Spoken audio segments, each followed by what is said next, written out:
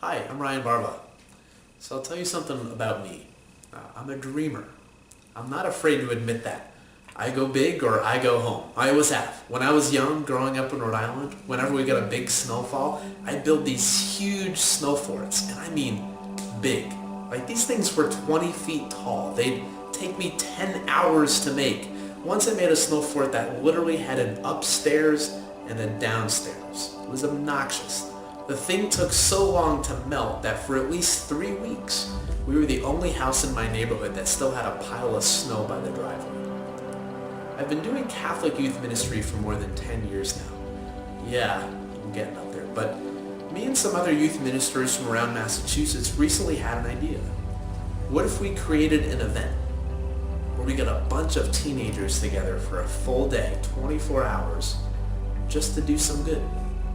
And being the big thinker that I am, things escalated quickly. What if we did this with over 100 teens? What if we did it for 200, 300, 500? I mean, what if we could actually get 400 to 500 teens together to unite their efforts in service to Christ and others and really do some good for other people? Is there really a need for this? Well, consider this. In recent years, opioid-related deaths in Massachusetts have risen by more than 46%. In 2006, it's estimated that over 2,100 people died from drug overdose.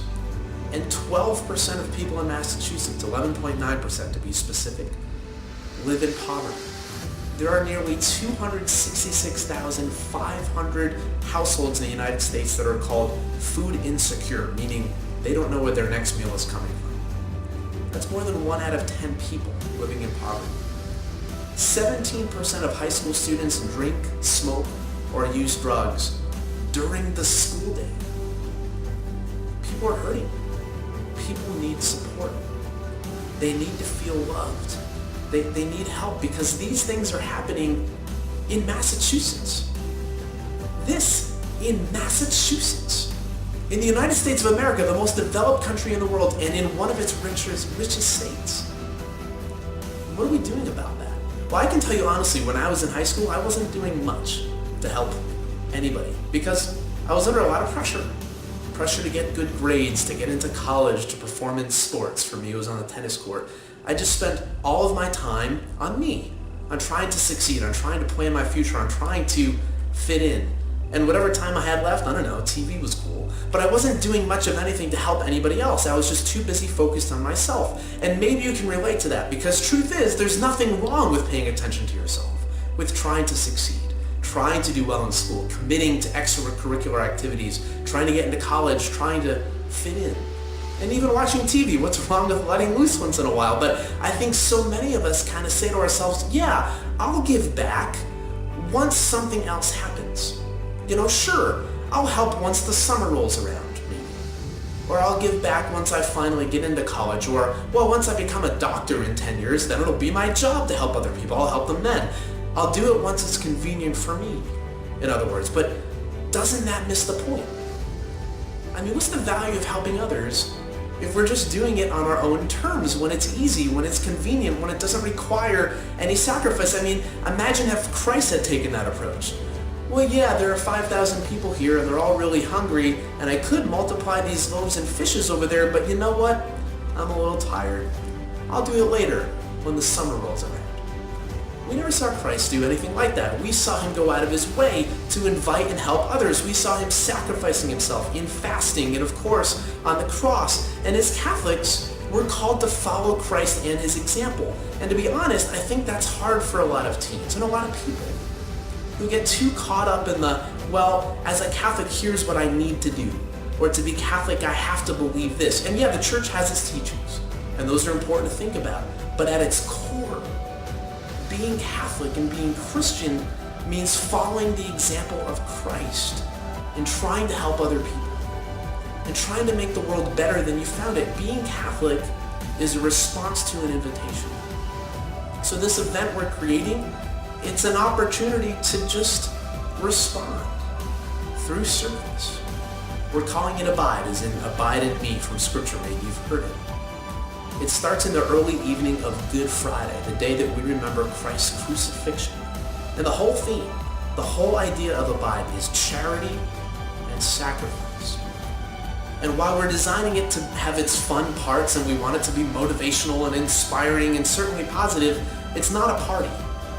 There may be times of the event, if you participate, where you actually might not be saying, hey, this is a lot of fun right now. How's that for marketing? Hey, come to Abide. It's not always going to be fun. But it's literally following Christ's example. We'll have a meal together Friday night, and then that's it for food. For the next 24 hours. It's a 24-hour fast from food and technology. Yeah, you get to give up your cell phone for a day. And then we're going to sleep in a sleeping bag on the floor. And then you'll spend most of Saturday in service to others. I've done something like this before, and trust me, it's not easy going to a soup kitchen and handing out food while you're standing there and you haven't eaten yourself for 15 hours. It's rough, it's challenging, but challenges build character, and what's a better display of character than sacrificing for others? Is there one? Not that I know of. And on top of that, we're hoping that most teens who attend Abide will get sponsored for their participation. You'll be fasting for 24 hours, so you can go to your aunt and uncle or neighbors or whoever and say, hey, mind giving me $1 for each hour I'm going without food? And all the money we raise, rather than using it to feed ourselves for the 24 hours we're there, will go towards supporting local Catholic charities, like soup kitchens and homeless shelters, so that the less fortunate can eat and continue eating long after our event is over. And if this helps, you'll get 24 hours of community service credit for attending.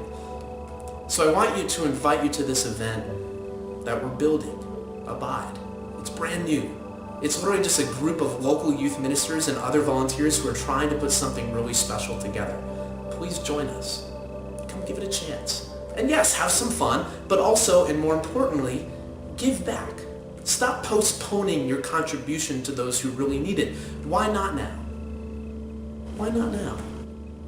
And hey, if you want to go for the gold, we also need teens to help lead the event itself. We're accepting applicants to be part of our Abide Youth Leadership Team. You'll have to attend a full weekend leadership training, which means you'll basically have to listen to me talk for a couple days. Sorry, I'm not better looking. But during that weekend, I'm going to teach you what it means to be a Christian leader and how to lead other people so that they follow you and trust you. I actually went to school to learn this stuff. I went to Cornell for my master's and studied leadership for 2 years. I love leadership. And I've been teaching leadership to teens ever since, and it's so much fun for me.